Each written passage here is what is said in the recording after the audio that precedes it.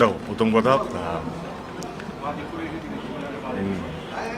রাজ্যের মুখ্যমন্ত্রী যদি বলি, প্রাক্তন মুখ্যমন্ত্রীর কথা যদিও বলি, দিদি, তখন উনি যখন মেদিনীপুরে আসতেন তখন আমি আসতাম, এবং শুভেন্দুদা, উনি এখনের মুখ্যমন্ত্রী, তিনি যখন আমাকে আমন্ত্রণ জানালেন এবং ঘাটালে যে সমস্যাগুলো, ঘাটাল লোকসভা কেন্দ্রে যে সমস্যাগুলো ছিল সেগুলো বলার সুযোগ পেয়েছি। এবং এটা নয়, সত্যি আমি এটা বলতে কোনোদিনও পারবো না কি আমি আগে সুযোগ পেতাম না। অফকোর্স আমি আগেও সুযোগ পেতাম এবং এখনও সুযোগ পেয়েছি। এবং এটাই বলবো কি, যেই মাটিটা, যেই ঘাটাল মাস্টার প্ল্যানের মাটিটা মমতা ব্যানার্জি হাত দিয়ে কাটা হয়েছিল, মানে কাজটা শুরু হয়েছিল, আমার কোথাও যেন বিশ্বাস সেই কাজটা শেষ হবে। আমাদের এখনকার যিনি মুখ্যমন্ত্রী তিনি আমাকে কথা দিয়েছেন ওনার হাত ধরে। তো আমি সাংসদের থেকে বড় কথা কি, আমি একটা রিপ্রেজেন্টেটিভ ঘাটাল লোকসভা কেন্দ্রে, যেখানে আমি 2014 থেকে সবচেয়ে বড় কষ্ট ঘাটাল লোকসভা কেন্দ্রে সেটা হচ্ছে এখানকার বন্যা। অ্যান্ড সেই বন্যার সবচেয়ে বড় সমাধান ছিল ঘাটাল মাস্টার প্ল্যান। সেই লড়াইটা আমার 2014 থেকে চলছিল এবং 2024-এ যখন আমি দাঁড়াবো না তখনও দিদি কথা দিলেন, দিদি কথা দিয়ে কথা রেখেওছেন। আমরা সবাই দেখেছি তার ফাইন্যান্সিয়াল ইয়ারে 500 কোটি টাকা বরাদ্দ হয়েছিল, কিন্তু এবারে ম্যান্ডেটটা একদম অন্যরকম এসছে, নতুন মুখ্যমন্ত্রী এসছে এবং আমি রিপ্রেজেন্টেটিভ হিসাবে, ঘাটাল লোকসভা কেন্দ্রের রিপ্রেজেন্টেটিভ হিসেবে ওনার সঙ্গে কথা বলেছি। আজকে অ্যাডমিনিস্ট্রেটিভ মিটিংয়ে এসছে এবং উনি সবাই সামনেও বললেন কি ঘাটাল মাস্টার প্ল্যানটা এই সরকার সেটা কমপ্লিট করবে, যেটা শুরু হয়েছিল আগে সরকারের হাত ধরে। কেমন লাগলো মুখ্যমন্ত্রীকে? কেমন লাগলো মুখ্যমন্ত্রীকে? কেমন লাগলো? এবারে আমি কথা বলি, আমাকে তোমরা 2014 থেকেই দেখছো সাংসদ হিসেবে। আমি সারা জীবনই সৌজন্যের রাজনীতি করে এসেছি।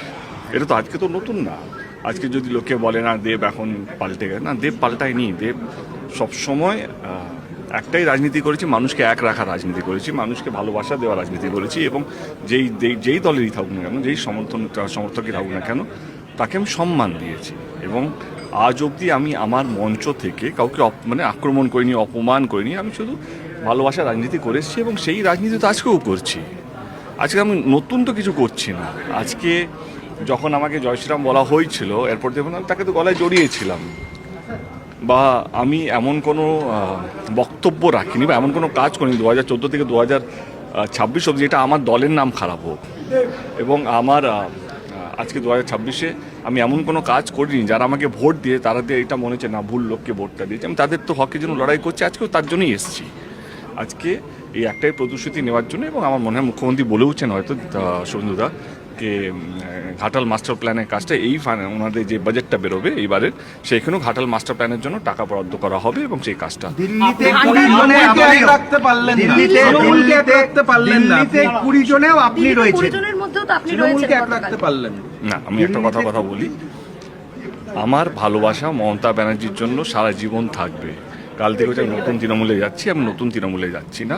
যতদিন মমতা ব্যানার্জি বেঁচে আছে, মমতা ব্যানার্জির সঙ্গে আছি।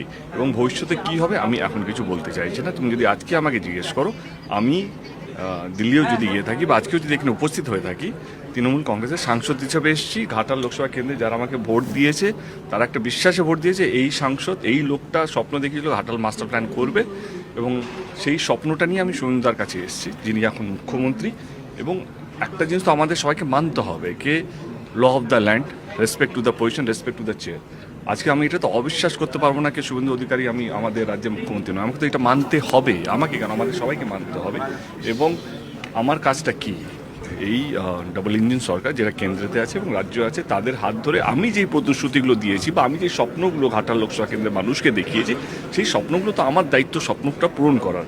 এবং আমার পুরো বিশ্বাস কে এই রাজ্য সরকার এবং শুভেন্দুদা এবং কেন্দ্র সরকার এই যে উদ্যোগটা নিয়েছে ঘাটাল মাস্টার প্ল্যানটা, এটা কোথাও যেন যেই টার্মটা আমরা সেট করি 2029-এর আগে, আমার আজকেও কথা হলো সেই টেনিয়রের মধ্যেই শেষ করার কথা।